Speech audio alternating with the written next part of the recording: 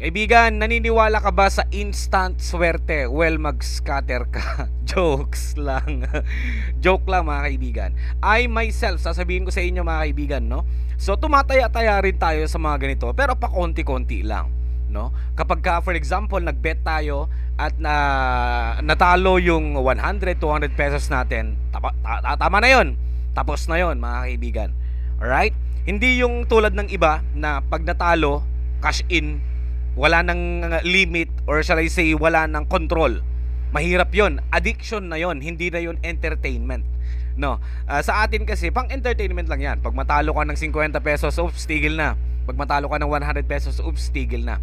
Ang mahirap dito yung itataya mo lahat, no? Itataya mo lahat ng kita mo, mapapersonal man yan mga kaibigan, savings mo or whatsoever. Mahirap yon. Pero ito, balita, mas mahirap to, nakulong, dahil ang ginagamit niyang pera pang scatter or pang gamble ay pera ng office kung saan siya nagtatrabaho.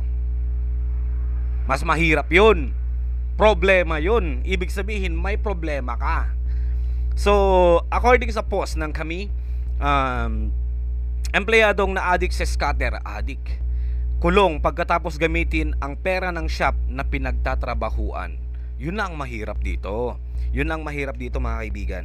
A vape shop worker known as John was jailed after using his employer's money to gamble on the online game scatter. Sa scatter kasi, nasubukan na rin natin yan. Sa atin na maliliit ang bet, kakainin lang yan.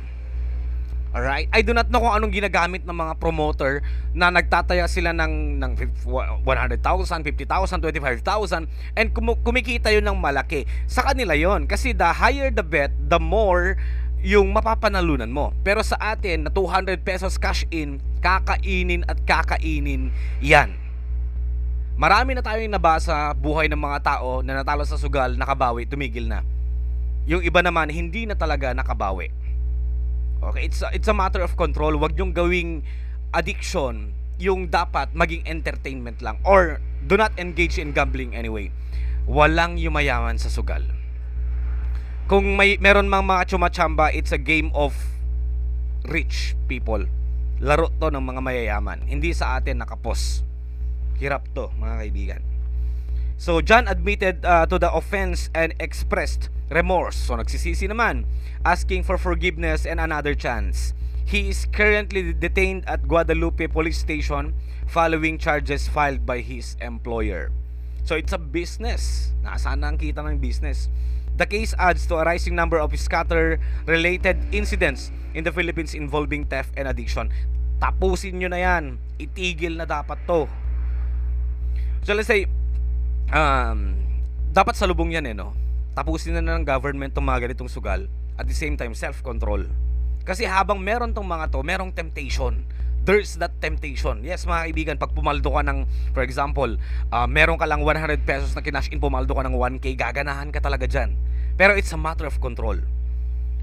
Ay nako, so nakulong dahil sa scatter. Upon investigation, John confessed to using the money to gamble on scatter, a widely played but increasingly controversial game in the Philippines. Walang mananalo dito mga kaibigan. It's ikaw versus yung controller. Meron silang pang control dyan. Yeah. Wala talagang nananalo sa sugal.